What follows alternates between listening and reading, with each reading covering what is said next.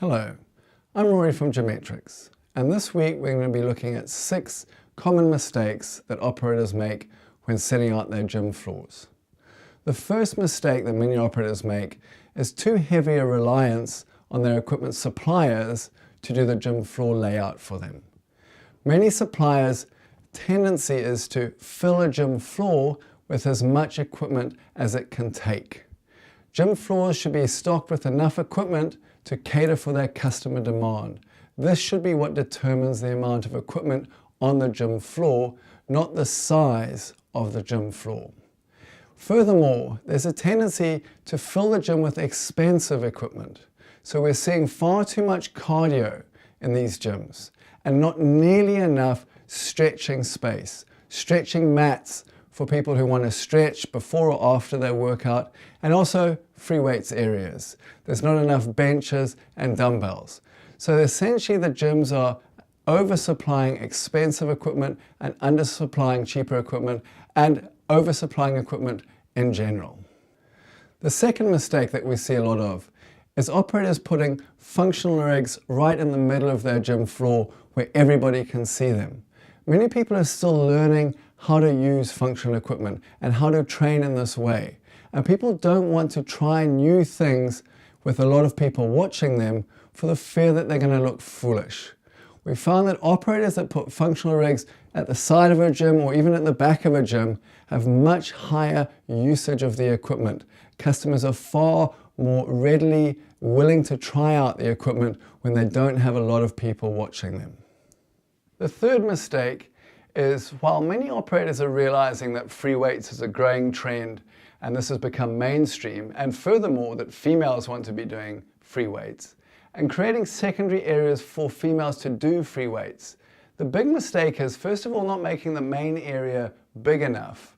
And then what happens is the males, when they can't get on equipment there, they migrate to the secondary free weights areas and start to crowd out the females that it's been set up for. The other mistake is to not make the weights heavy enough in these secondary areas. Many operators are inclined to put in just chrome dumbbells that go up to 10 kgs, when the real pressure point is actually up to 18 kgs. So these secondary areas also need to go a little bit heavier, and remember to make the main area big enough that the males aren't going to start leaving there and crowding out the females who want to use the secondary areas. The fourth common mistake is making stretching areas and mat areas way too small. This is an almost universal complaint when we do studies in gyms, that soft stretching mats, the thin little mats aren't very popular. People want the big, thick, soft stretching mats are almost always undersupplied. And this is a huge cause of frustration from male and females in that there's not enough mat stretching space in their gyms. The fifth most common mistake is operators not being aware of lines of sight, looking at who's got a view over who. We often say that the person with a view is the person with the power. So if you want to design a female-friendly gym, give the females a view over the males. When we've been in gyms where we've got a free weights area and a row of cross trainers backing onto the free weights area, where the women are essentially disempowered, not knowing who's behind them and who's looking at them, versus in the same gym a row of cross trainers looking over the free weights area, we find that the ones looking over the free weights area, where they have the view, where they have the power, are used a lot more. Power plates is another common example of this.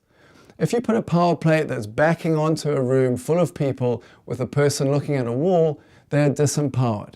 If you pull it away from the wall, turn it around where the person has a view in front of them and their back is facing a wall, the power plate is going to get a lot more use.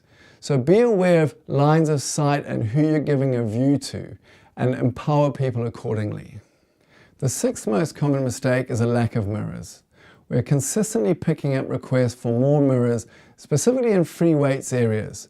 This isn't to say that you should be covering your gym in mirrors. A lot of people actually do not like mirrors. So you should have areas where people can work out and not have to see themselves, because some people don't want to. But in the main, there's an undersupply of mirrors. So create some areas where there's mirror space, but also other areas where there are no mirrors. I hope you have found this interesting and informative. Thank you.